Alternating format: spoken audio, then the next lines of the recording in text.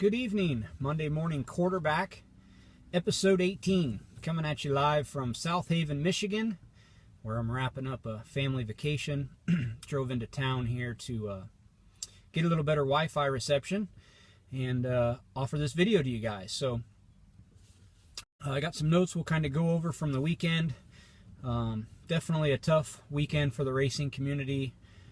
As most everybody knows, losing Jason Johnson, who was a one-of-a-kind throwback racer and kind of did things his way and built his team from the ground up, and we all respect him for that, and he's going to be greatly missed. He was a really good guy. I got to know him a little bit when he drove the Clausen Marshall Midget for a couple years there, and praying for him and his family that they find peace in the coming weeks. So really tough one. Part of our sport that nobody likes to think about, but unfortunately it still happens. As safe as we try to make these race cars, accidents happen, and it's just part of it. Definitely a part that nobody likes. So we're up here in Michigan, been on a little family vacation, kind of recharging my batteries. Man, it's been a marathon since buying the business back in April, moving to a new shop, Indy in May, rolled right into Midget Week, then Texas for a national quarter midget race, and boom, boom, boom. So had this planned for quite a while and was glad I was able to do it. Wasn't sure if I was going to get a chance to do it, but it was good to get away with family for a few days and kind of get ready for the dog days of summer. Busy stretch coming up, and man, I'm excited. We got a lot of cool stuff we're working on to roll out for 2019, and the design and development of that's kind of full swing this time of year. So from concept to prototypes to on the track here in the next several weeks. So definitely an exciting time at our shop as we're working on a lot of cool new stuff. I'm going to look down here and kind of go through my notes. Last weekend, Justin Grant picked up the USAC CRA win out at Paris Auto Speedway in the Rheinbold car. Kevin Thomas picked up a win there on Eastern Storm, come up a couple points short of winning the overall, but still leads the national points. Ryan Timms picked up a win during the Now 600 Speed Week, and himself and several of our other customers are headed west for California Micro Week. We're proud to be associated with that event. Unfortunately, we won't be attending this year. With everything else we have going on and kind of getting our new trailer built out and all that, we're still assessing what events we're going to attend and how we can best serve our customers here the next couple months while we're waiting for that to get delivered. And that's an event that's high on my list. Hopefully I can attend next year. I grew up racing a lot of those tracks, and definitely would like to get out there and help our customers. So we've attended a couple times in the last few years, but Brent was out there for us, and then Jake last year. It's one I haven't been able to attend. It always kind of conflicts with Sprint Week or Battle at the Brickyard or something like that. But I'm going to get out there soon because that's a cool event. So, Big Ben Memorial at Mini Indy. It's one of our big club races. Over 100 cars. And winners were Carter Whaley, James Anderchuk, Colin Mitchell, Jeffrey and Bradley Erickson made the trip out from Arizona and picked up some wins. And Judd Miller. Other quarter midget winners that we were notified of: Cole Bennett, Camden Milliken, Brooke Stafford, and Case James. So congratulations to all you guys. Again, I'm mentioning the ones that get brought to my attention. So if I missed you, I apologize. Let me know. Shoot me a message, and we want to keep tabs on how our customers are doing, and mention you guys so you get your credit that is due. So coming up, we got Robbie Stanley race this weekend, and then we roll into the Battle at the Brickyard, and then Indiana Sprint Week. So all busy stuff. We kind of transitioned from that to Knoxville for 360 and 410 Nationals. So a lot of cool stuff going on. Before we get diving into people's questions, I mentioned that we're gonna give away a hat like I'm wearing to the How Was Your Weekend contest from last week, and the winner that was randomly drawn was Jay Kaiser. I believe I'm saying it right, Kiser. So Jay, shoot us a message with your shipping address, and we'll get one of those sent off to you this week. So something we'll continue to do moving forward is ask how you guys were doing. You can comment, and we'll give away some goodies so you can represent CSI at the track. What else was on my to-do list? Oh, pressure decals. So a lot of you guys have been asking, probably 4 or 5 episodes ago, it's been about a month, I showed some pressure decals that we were in development of. Those are arriving. So we'll have those, start posting them on our website. We'll let everybody know when they're available. We'll have 2 kits, one for quarter midgets and then one for micros, midgets, and sprint cars. So for those of you who don't know what I'm talking about, really cool 2-part decal that you'll run between the bump rubber and the body of the shock.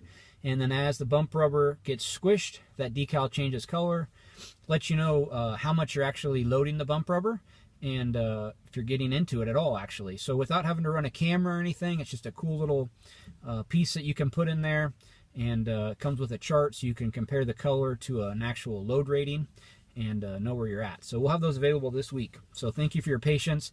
Ran into a little bit of a snag trying to find somebody to cut them out, but those are on their way to us, and we expect to have them maybe even tomorrow. So we'll get those packaged and ready to head to everybody that's been waiting for them. So we'll have those in our trailer at the Robbie Stanley and the Battle at the Brickyard, and then I will get some shipped to the West Coast for the California Micro Week guys.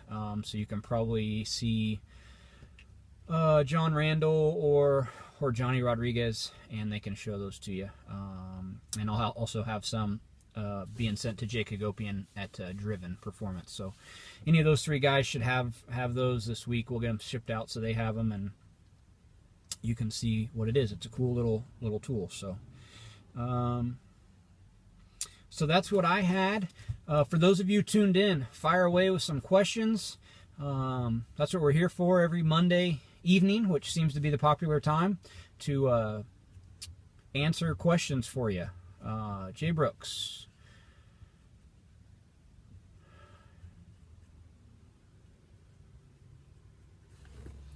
So Jay, when you're making your adjustments to go from a tacky track to a slick track, typically you're going to go softer on rear bars. And we're going to do that just to get a little more movement in the rear. And that should help you with some forward drive. So to complement the shocks, typically you're going to go softer in the rear on bars. We'll get you a little more forward drive, hold a nicer attitude of the car in the slick. So good question. I'll go through a couple questions that were emailed in, stopping if anybody that's tuned in asks a question. So one of the questions that was emailed in was, guys having a lot of success with our 2-stage bump rubber kit, but hasn't ran it on a high bank track. That makes 2 of us. We've had that on the top of our list to do some testing. Really don't have any excuses. Mini Indy's really close to us, and that's a track we get to go to frequently. We've fooled around with them a little bit, but not enough for me to give you a definitive. I think there's something there, though, because in years past, Kalamazoo, which is one of the more banked tracks in the country, that and Orange Show are definitely the 2 highest banked quarter midget tracks in the country. We've had a lot of success with our old kit there, and still to this day, guys are running our old kit there and doing very, very well. So I think there's something there. We just haven't had a chance to really fine-tune a package. Works outstanding on the parking lots. Get a lot softer on spring rate to get the car in and out of the holes, and load the bump rubber to get the grip we need. So we'll see a lot of customers on that next week at the Battle at the Brickyard, I'm sure. So as I learn more about that, heavy drivers, high bank tracks, I'll definitely pass it along. So anybody that's tuned in, have a question. Another question that was emailed in was, for pavement sprint car racing, do we recommend twin tube or gas shocks? You know, it can really go either way, but predominantly we're going to lean towards a gas monotube style shock, and that's what you'll see at all the high levels of motorsports. And the main reason is repeatability and consistency. So a twin tube shock, believe it or not, was originally designed for a passenger car, and it was never intended to see the velocities and displacements we see in motorsports. So where that shock offers good grip, it doesn't offer good control, and there's a lot of moving parts in a twin tube shock that, as you can imagine, over the course of a race, they get hot and things tend to move and fade, and there's some fall off there. No matter how nice we make the components, which are substantially nicer today than they were 5 years ago, where it was nothing more than stamped steel parts out of like a streetcar strut with maybe a nice billet piston that someone made. We've made great strides to make those parts nicer, the best oils, but at the end of the day, there's just less moving parts in a monotube shock. They're more robust, and they just overall a better piece. And so if I was building a pavement car, hands down, that's what I would run.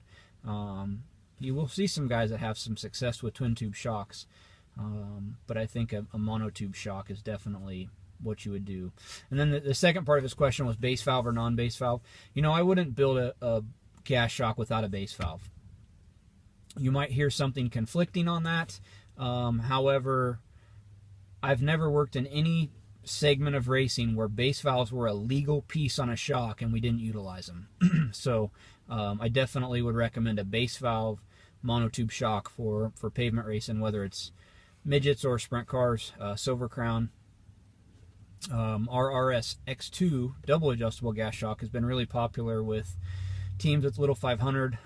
We've won that race a couple times in the last 5 years. Sat on the pole this year with Davey Hamilton Jr. with that shock, and it is a base valve monotube shock. So Anderson's very, very low grip, extremely high horsepower with a pavement sprint car, and we're able to get it to the ground with a gas shock, so that shouldn't be of any concern.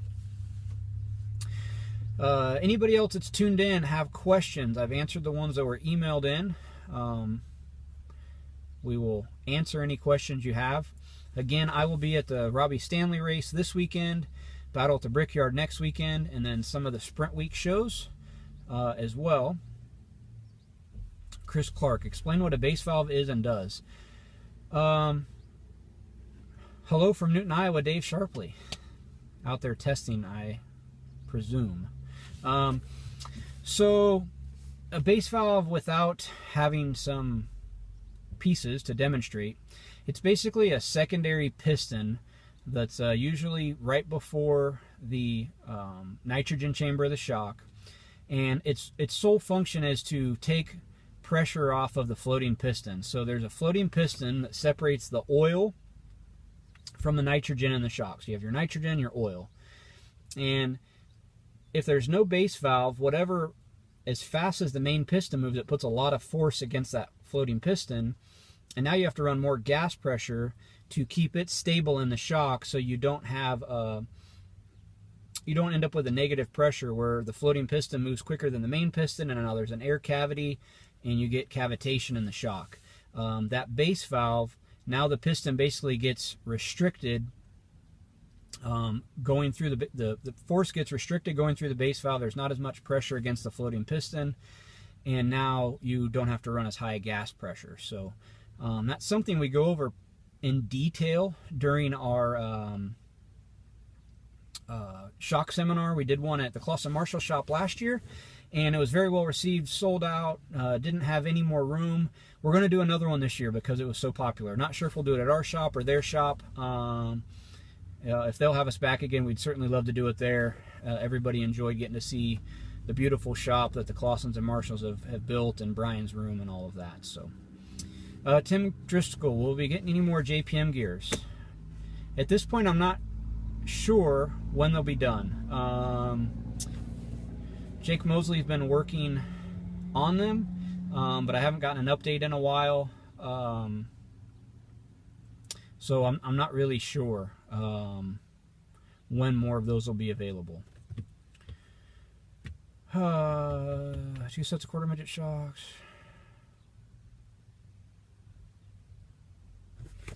What type of chassis are you using, Tiffany and Justin? That'll help me answer it. Jay Brooks, will there be a DVD available of the seminar?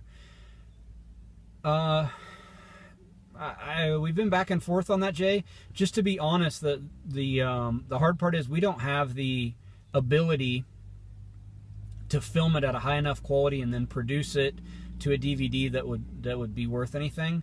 We're race car guys and build shocks, and it's hard enough to do a Facebook Live video. So I highly encourage you to be able to attend, because I doubt we'll do a DVD. That's just not something that we've had enough calling for to do. Okay, Tiffany and Justin, Stanley. Typically from a junior to a senior, we don't change much unless the kid's gained a bunch of weight. Like the kid went from 60 pounds to 90. Typically you'll be okay with the same valving shocks. It's very similar. So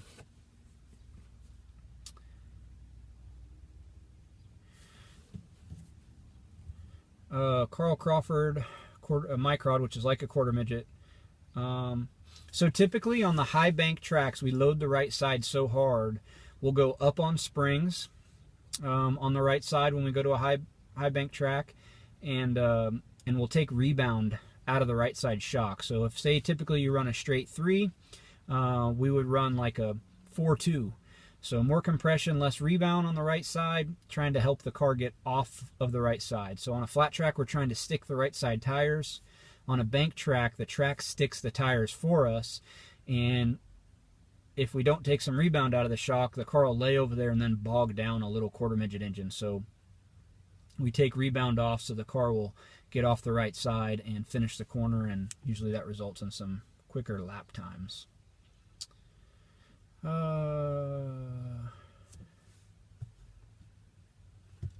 Jay, not a problem. Doing anything we can with these episodes. We're trying to come up with more ways to engage with our customers and give you as much information as possible. It was pretty eye-opening as we're out in the field talking to customers how